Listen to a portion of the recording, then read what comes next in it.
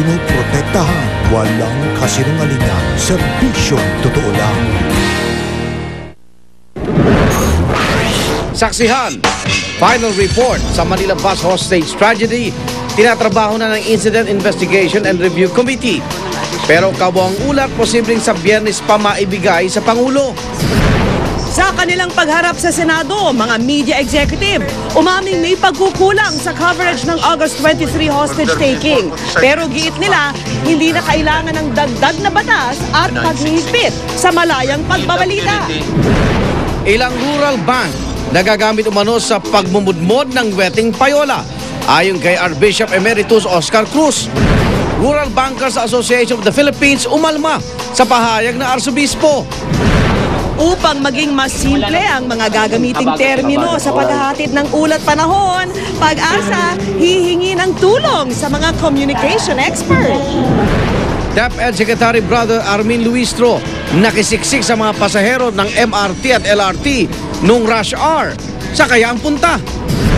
At Ricky the Hitman Hatton pinasok sa rehab matapos makunang humihit-hit umano ng cocaine.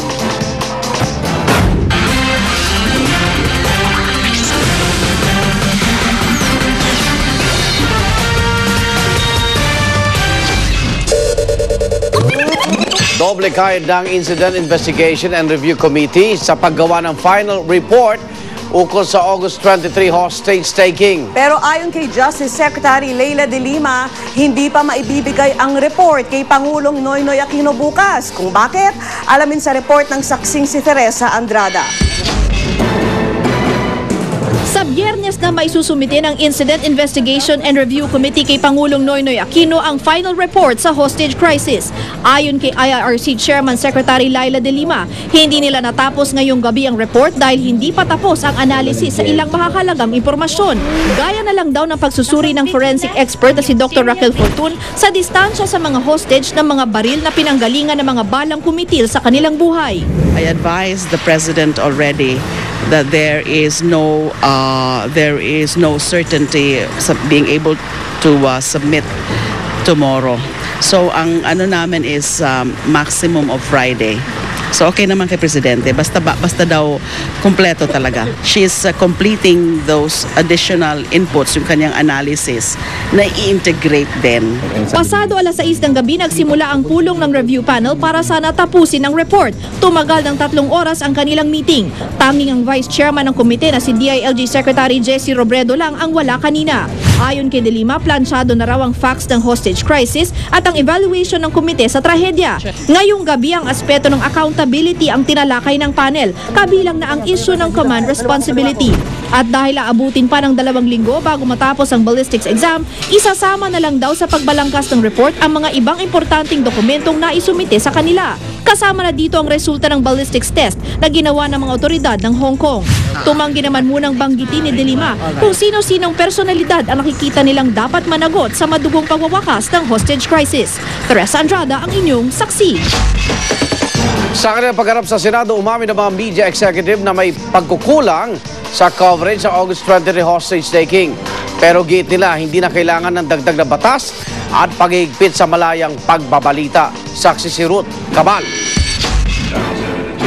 Mendoza would not have succeeded if you were not there. We do not fault you for that because it's your job to disseminate information. Ganito raw kalaki ang naging papel ng media sa August 23 Quirino hostage crisis. Live kasing tinutukan ng ilang broadcast media ang mahigit 11 oras na hostage taking. Pero sa joint hearing kanina ng Committees on Public Information at Public Services, aminado ang ilang media network na may kakulangan din sila na ginagawa na ng paraan sa pamamagitan ng pagrebisa ng Code of Ethics nila at pakikipag-ugnayan na rin sa mga media executive ng iba't ibang stasyon. One report gave too much information about what one group of policemen were doing. It lasted for a short time, but if we had it to do over again, we would make sure that that wouldn't happen again. We serve public interest best if we do our job and report the news as accurately, fairly, objectively, and completely as possible in compliance with our ethics and editorial standards. However, the events of August 23 may not be the best example.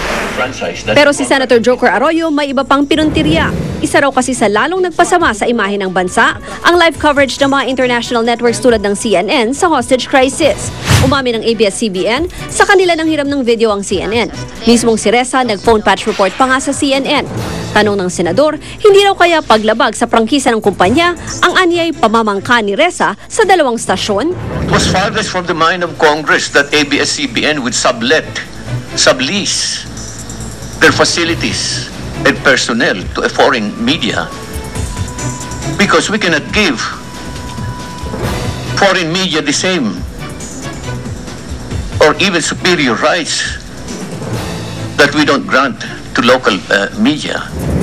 ABS-CBN does not give any part of its franchise over to a foreign entity. What we do have with CNN, as other television news organizations in the Philippines have done in the past, is video, which is part of what broadcasting organizations in the Philippines are allowed to commercially share. Natanong din ni Arroyo, di raw kaya na-impluwensyahan ng kompetisyon ang paraan ng pag-report ng media networks? I will not deny, Senator Arroyo, that the ratings are very important to us, but I believe that on August 23, while I was supervising our coverage, I was not thinking about that. I was more focused on making sure that we were able to follow the development of the events at the Quirino Grandstand. We are not bloodthirsty. We are not. It's just a fact of life that every day there are gruesome stories that take place, and we do not feel pleasure in covering these events. Sabi ni Arroyo, kung tutuusin, pwedeng higpitan ng Kongreso ang mga probisyon sa congressional franchises ng media. Pero di raw kasi madaling makabangga ang media. We are scared of media. You publish something unfavorable about today. You publish something unfavorable, then we are finished. Pero gate ng media executives, hindi na kailangan ng dagdag na batas at paghihigpit. We'd rather self-regulate, but in instances or scenarios where lives are at stake, I believe the most prudent and wise thing to do is to accede to the wishes of the authorities. Hindi pa masabi sa ngayon kung magkakaroon ng isa pang hearing, pero ang malinaw raw para sa Committee on Public Information and Mass Media, sa ngayon hindi na kailangan ng bagong batas para malimitahan ang media coverage sa mga sensitibong sitwasyon. Rerepasuhin din daw ng komite ang congressional franchises ng mga media network. Baka raw kailangan gawing mas detalyado ito. We are giving media first track with the end in view of self-regulation. Ako, si Ruth Cabal, ang inyong saksi. At sa ibang balita, ibinunyag ni Archbishop Emeritus Oscar Cruz na ginagamit umano ang ilang rural bank sa pagbibigay ng weteng payola. Umalma naman ang Rural Bankers Association of the Philippines sa pahayag ng Arsobispo. Narito po ang report. Rural bank at laundering arm. Hindi ba may anti-money laundering law na? Meron ba? Bah, nakakagulat. Yan ang pakutyang pahayag ni Archbishop Emeritus Oscar Cruz. Tingin niya, walang bisa ang Anti-Money Laundering Act laban sa paggamit ng mga wetting lords ng maliliit na bangko sa mga probinsya para maipasok ang payola para sa kanilang mga protektor sa gobyerno. If I were the wetting lord, I'll also use the small banking institution so that we can have bank transfers left and right. If before you know it, you lose track of the series of where the money went into. At matapos makakuha ng ilang sumbong na ginagamit umano ang mga rural banks para sa wetting payola, mismong si Cruz daw nag-eksperimento sa kalakaran ng mga maliliit na bangko. Tried it myself. I went to a rural bank, I deposited money, 10,000 para wala nang gulo. Alam niyo kagad, 10,000 todo. Yang napunta ko roon, ano po pangalan? Nicolas. After 2 months, I went back and I got my money. I got it. No questions asked. Pero hindi nagustuhan ng Rural Bankers Association of the Philippines ang mga pahayag na ito ni Cruz. Sumusunod daw sila sa sistema ng tamang pag-uulat sa Bangko Sentral at Anti-Money Laundering Council na mga kahina-hinalang transaksyon. Pero ang paulit-ulit na tanong kay Cruz hindi lang ng media, kundi pati ng palasyo. Nasaan naman kaya ang ebidensya niya? Ang sagot niya, para lang sa Malacanang. Sasabihin ko sa kanila, magtrabaho sila, pwede ba? Sila maghanap. Bakit ako? Para ano pa sila dyan, ang sweldo niya ang lalaki. Ang kanila intelligence fund, hindi mo ma-audit. Tapos sabihin lang, ikaw matandang hukluban, ikaw ang gumawa nito. Ano ka, binubuenas? Kasabay nito, hinamon ni Cruz sa Malacanang na imbestigahan kung sino-sino ang mga emisaryo ng mga wedding lord na lumapit umano kay DILG Undersecretary Rico Puno. Katakataka raw kasing hindi man lang ipinaresto ang mga ito ni Puno. We need the evidence to effect arrest. Siyempre, kung pangalan lang yan at wala tayong ebidensya, paano naman? Tayo mababalikan dyan. Para sa saksi, JP Soriano, nag-uulat. Pinagtanggol naman ni Pangulong Noynoy Aquino ang kanyang bagong talagang PNP chief mula sa isyong nag-uugnay umano sa kanya sa mga wedding lord. Balinaw rin ang hamon ni Pinoy kay Deputy Director General Raul Bacalzo. Saksi si Marisol Abduraman. Hindi pa man nag-iinit sa pwesto, may mga kumakalat ng text message na nagsasabing malapit umano sa mga wedding lord ang bagong hirang na PNP chief, si Deputy Director General Raul Bacalzo. Pero mismo ang Pangulo hindi naniniwala rito. Buo po ang aking tiwala kay General Bacalzo. Tiyak kung may pagpapatuloy niya ang reforma ng ating kapulisan. Ayon sa bagong hirang na pinuno ng PNP, wala pa raw direktang utos ang Pangulo sa kanya kaugnay sa umiinit na usapin ng wedding. Gayunman, malinaw ang hamon ni Pinoy sa bagong liderato. Huwag po tayong tumigil. Ituloy po natin ang hakbang tungo sa matuwid na landas. Pinaplano si Secretary Robredo na more or less a more holistic approach sa bagay na yan. At kami naman sa dimension ng law enforcement, gagawin namin yung parte namin.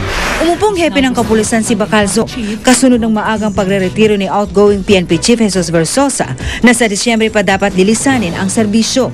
Gayunman, mabilis na nilinaw ni Versosa na walang kinalaman ng kanyang early retirement sa palyadong pagtugon ng kapulisan sa hostage crisis na humantong sa madugong pagwawakas.